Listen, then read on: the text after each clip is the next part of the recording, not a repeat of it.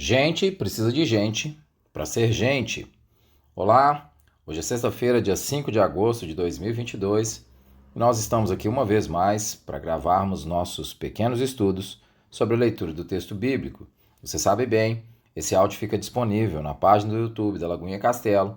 Você também pode acessá-lo no Spotify, também no canal de Lagoinha Castelo. Lembre-se de curtir.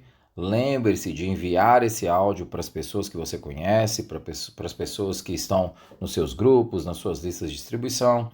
Isso irá edificá-las para que elas possam fazer uma leitura mais instruída do texto bíblico.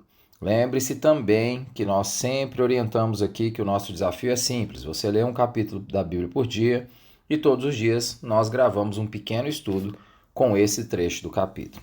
Além disso, nós sempre estimulamos você a comprar a Bíblia 365, porque ela pode te ajudar na leitura do texto bíblico. Ela tem um trecho do Velho Testamento, um trecho do Novo, um trecho de Salmos e um trecho de Provérbios todos os dias para que você possa fazer ao longo de um ano a leitura da Bíblia toda. Por último, gostaríamos de enfatizar também que nós temos estudos bíblicos na igreja segundas, quartas, quintas e domingos. Segundas-feiras, às 15 horas, o Sermão do Monte, às 20 horas, Panorama Bíblico. Quartas-feiras, às 19, o Sermão do Monte. Quinta-feira, às 14 horas e às 20 horas, o estudo do livro de Atos. E no domingo, às 8h30 e às 17, a escola dominical. De manhã, estudando 1 Pedro. Às 17, começamos agora, neste domingo do dia 7, vamos estudar o livro de Mateus. Gente precisa de gente. Para ser gente, vamos estudar hoje o capítulo 12 do livro de Coríntios, e nós vamos ler entre os versículos 1 e 11. Capítulo 12, entre os versículos 1 e 11, diz assim: A respeito dos dons espirituais, não quero, irmãos, que sejais ignorantes. Sabeis que outrora, quando erais gentios, deixáveis conduzir-vos aos ídolos mudos, segundo erais guiados. Por isso, vos faço compreender que ninguém que fala pelo Espírito de Deus afirma anátema Jesus. Por outro lado, ninguém pode dizer Senhor Jesus, senão pelo Espírito Santo. Ora, os dons são diversos, mas o Espírito é o mesmo. E também há diversidade nos serviços, mas o Senhor é o mesmo. E há diversidade nas realizações, mas o mesmo Deus é quem opera tudo em todos. A manifestação do Espírito é concedida a cada um visando um fim proveitoso, porque a um é dada, mediante o Espírito, a palavra da sabedoria, a outro, segundo o mesmo Espírito, a palavra do conhecimento, a outro, no mesmo Espírito, a fé, a outro, no mesmo Espírito, dons de curar, a outro, operações de milagres, a outro, profecia, a outro, discernimento de espíritos, a um, variedade de línguas e a outro, capacidade para interpretá-las, mas um só e o mesmo Espírito realiza todas essas coisas, distribuindo-as como lhe apraz a cada um individualmente. Paulo vai enfatizar aqui uma série de aspectos muito importantes no capítulo de 1 Coríntios 12, mas o primeiro deles é nós entendermos a importância da diversidade. E ele vai dizer isso explicitamente no texto a partir do versículo 5. Ele vai dizer que há diversidade nos serviços, mas o Senhor é o mesmo. Aliás, já no versículo 4 ele vai dizer: ora, os dons são diversos, mas o Espírito é o mesmo.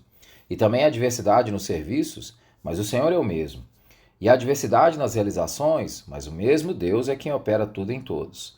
Então Paulo vai dizer que ninguém é completo sozinho, que há uma diversidade de dons dentro da igreja que é distribuída por Deus. E ninguém consegue fazer isso sozinho. Gente precisa de gente para ser gente. Essencialmente é isso que Paulo está dizendo. Deus escolhe agir por meio de seu corpo e não de maneira individual. Deus não age somente por meio de um indivíduo, mas ele age por meio de uma comunidade que é a igreja. É importante contextualizar aqui que os coríntios estavam acostumados com religiões gregas de mistério, que tinham a ideia de experiências espirituais como norma. Isso era muito comum entre eles. A ideia de que experiências espirituais deveria ser a norma existente entre eles. Me deixe ler aqui um trecho do David Pryor para vocês entenderem isso. Ao examinar o próximo assunto apresentado a Paulo pelos Coríntios, a respeito dos dons espirituais, precisamos nos lembrar do contexto pagão do qual a maioria dos cristãos de Corinto procedia. Convém ressaltar, sobretudo, as religiões gregas de mistério que tinham as experiências espirituais como norma. Eles estavam acostumados a serem guiados, e é exatamente o que Paulo vai dizer no versículo 2: sabeis que outrora, quando éreis gentios, deixáveis conduzir-vos aos ídolos mudos. A NVI vai dizer da seguinte forma, no versículo 2: você sabe que quando eram pagãos, de uma forma ou de outra, eram fortemente atraídos e levados para ídolos mudos. E é isso que Paulo está dizendo. E, por algum tipo, eles estavam acostumados a serem guiados, como no versículo 2 está dito, por algum tipo de força sobrenatural, a um estado de transe ou êxtase, ou alguma atitude estranha. Tal inspiração era considerada não normal ou esperada, mas como uma explícita autenticação da realidade da força divina envolvida. Se não houvesse tal manifestação clara de inspiração, podia-se suspeitar do poder da divindade. Então, os coríntios faziam uma associação de dons com o poder da divindade. Eles faziam uma associação dos dons com algo sobrenatural e que a divindade estava ali. E Paulo vai contradizer essa percepção, essa compreensão, dizendo que o foco não é no poder que está sendo gerado, mas a ideia é de comunidade e diversidade de dons. Paulo trará uma compreensão ampliada sobre a ideia dos ídolos e dirá no capítulo 2 que o foco da igreja é ser corpo e os dons servem para serviço e não para mostrar espiritualidade. Então os coríntios acreditavam que a ideia dos dons era uma manifestação da divindade e elas tinham que ter alguma experiência que fosse uma experiência de êxtase. Paulo vai dizer que os dons não servem para mostrar espiritualidade, que os dons servem com algum propósito. Ora, a gente pode ver no versículo 7 ele dizer assim: a cada um, porém, é dada a manifestação do Espírito visando ao bem comum. Na edição Almeida, revista e atualizada, vai dizer assim: a manifestação do Espírito é concedida a cada um visando a um fim proveitoso. Ninguém vai manifestar um dom simplesmente para mostrar espiritualidade. Ora, olha como isso é relevante aqui numa igreja que vem sendo chamada a atenção pela sua arrogância, pelas suas divisões, por pessoas a quererem se mostrar superiores a outras, por pessoas dentro do ambiente da própria ceia que simplesmente profanam o culto porque querem mostrar que são mais do que outras, que simplesmente não cuidam umas das outras no meio da cerimônia. E Paulo vai além disso e vai dizer que ninguém pode manifestar nenhum dom se não for dado por Deus. Ele começa o texto dizendo isso, que ninguém pode fazer isso. Ninguém que fala pelo Espírito de Deus vai falar que Jesus é anátema. Por outro lado, ninguém pode dizer Senhor Jesus se não for pelo Espírito Santo. Em outras palavras, Paulo está dizendo que ninguém pode dizer que Jesus é Senhor se não for pelo Espírito Santo. Olha o que ele diz logo no início do trecho. Irmãos, quanto aos dons espirituais, não quero que vocês sejais ignorantes. E ele diz no versículo 3, por isso eu lhes afirmo que ninguém que fala pelo Espírito de Deus diz Jesus é anátema. E ninguém pode dizer Jesus é o Senhor a não ser pelo Espírito Santo. A ideia básica é que a verdadeira espiritualidade não conduz ninguém ao êxtase. A verdadeira espiritualidade tira a pessoa do individualismo e coloca a pessoa num senso de serviço. Novamente, o David Pryor vai dizer da seguinte forma: a verdadeira espiritualidade não conduz a pessoa a um êxtase, ao individualismo ou a um outro mundo, mas para dentro da vida da igreja local, numa expressão do compromisso pessoal com Jesus como Senhor e como seu corpo aqui na terra, e com o seu corpo aqui na terra. É ali que vão ser exercitadas as implicações do que é ser espiritual, homens e mulheres do Espírito. Em períodos de perseguição e martírio, tais como muitos dos contemporâneos de Paulo tiveram que enfrentar nos tempos de Nero e Domiciano, o significado e a inspiração de pertencer ao corpo de Cristo começava a fazer sentido. O cristão que se distancia dos outros cristãos vacila em sua lealdade a Jesus como Senhor. Este é, sem dúvida, o ponto central daquilo que Paulo começa a revelar nos 3 capítulos seguintes, ou seja, no capítulo 12, no 13 e no 14.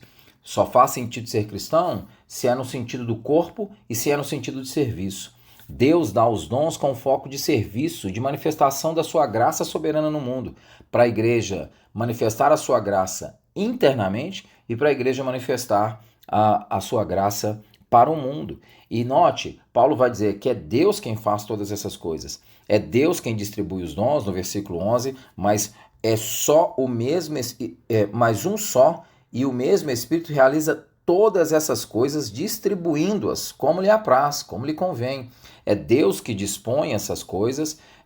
Paulo vai dizer isso no versículo 18, mas Deus dispôs os membros, colocando cada um deles no seu corpo como lhe aprove, ou seja, é ele que fez. É Deus quem coordena. No versículo 24, ele vai dizer isso também para os coríntios, vai dizer, mas os nossos membros nobres não têm necessidade disso, contudo Deus coordenou o corpo, concedendo muito mais honra àquilo que menos tinha. E é Deus quem estabelece. Versículo 28, a uns estabeleceu Deus na igreja primeiramente apóstolos, em segundo lugar profetas, em terceiro lugar mestres, e por aí vai. Paulo vai colocar a centralidade da ação de Deus. Deus dá os dons, é Ele quem dá, com foco no serviço. Ninguém pode glorificar a Deus se não for pelo próprio Espírito Santo de Deus, glorificando por meio dele. E a ideia é que nós deveríamos usar os dons, a manifestação dos dons, para edificar a igreja e para edificar o mundo. O próprio apóstolo Pedro vai dizer em 1 Pedro 4,10 que cada um deve servir segundo o dom que recebeu. Paulo nos lembra que a essência da nossa vocação é servir. A essência da nossa vocação não é manifestar uma certa experiência. O próprio apóstolo disse no capítulo 2 que a sua pregação não consistia em sabedoria humana, mas em demonstração de espírito e poder. Está lá em 1 Coríntios 2,4. A diversidade, portanto, é algo essencial na igreja. É essencial, mas ela serve para o serviço.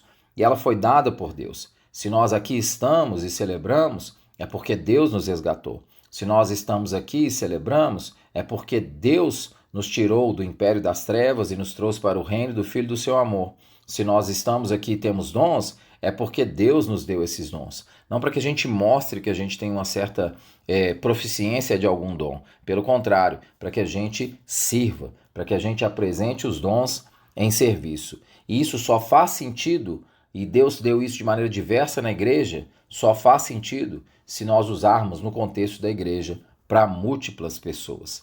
Gente precisa de gente para ser gente.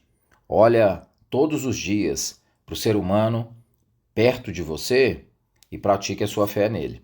Essa é a ideia que o apóstolo Paulo está trazendo aqui. Que Deus nos abençoe.